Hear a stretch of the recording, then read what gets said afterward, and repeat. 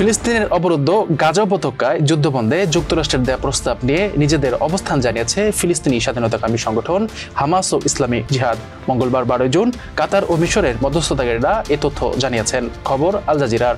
এক যৌথ বিবৃতিতে হামাস ও ইসলামিক জিহাদ বলেছে, একটি চুক্তিতে পৌঁছানোর জন্য তারা ইতিবাচকভাবে কাজ করতে প্রস্তুত। তবে তাদের অগ্রাধিকারের বিষয় হলো গাজা ইসরায়েলের চলমান আগ্রাসন সম্পূর্ণরূপে বন্ধ করা। হামাসের সিনিয়র কর্মকর্তা ওয়াসামা হামদান লেবাননের আল মায়াদিন টিভিকে বলেছেন, তারা মধ্যস্থতাকারীদের কাছে প্রস্তাবের বিষয়ে কিছু মন্তব্য জমা দিয়েছেন, তবে এ বিষয়ে বিস্তৃত আর কিছু জানাননি। ইসরায়েলের সঙ্গে কোনো চুক্তি হলে তাতে অবশ্যই আমাদের জনগণের ওপর ইহুদি আগ্রাসনের অবসান ঘটাতে হবে।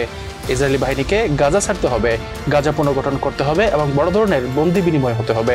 এদিকে হামাসের অবস্থান জানানোর পর এক যৌথ বিবৃতিতে কাতার ও মিশরের পররাষ্ট্র মন্ত্রণালয় বলেছে, তারা প্রতিরোধ যোদ্ধাদের জবাবটি পর্যবেক্ষণ করেছে।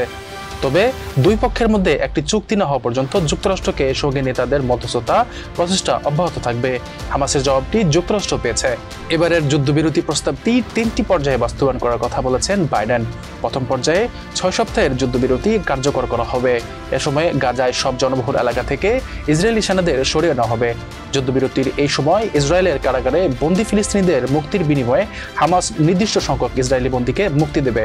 তাদের মধ্যে নারী, বয়স্ক ব্যক্তি, আহত বাসিন্দাও থাকবেন। দ্বিতীয় পর্যায়ে স্থায়ী যুদ্ধবিরতি এবং অবশিষ্ট বন্দীদের মুক্তি দেবে হামাস। তাদের মধ্যে ইসরায়েলি বন্দী পুরুষ ও সেনারাও থাকবেন। পাশাপাশি গাজা উপত্যকা থেকে ইসরায়েলি বাহিনীর সর্বশেষ সেনাকে সরিয়ে নেওয়া হবে। তৃতীয় পর্যায়ে জিম্মি ফেরানোর প্রক্রিয়া পুরোপুরি শেষ করা হবে। গাজার জন্য বড় ধরনের একটি পুনঃসংগঠন পরিকল্পনা বাস্তবায়ন শুরু করা হবে।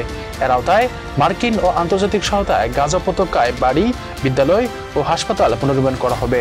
যুক্তরাষ্ট্রের তরফ থেকে ইসরায়েলের এই প্রস্তাবটি গ্রহণ করেছে বলে দাবি করা হয়েছে।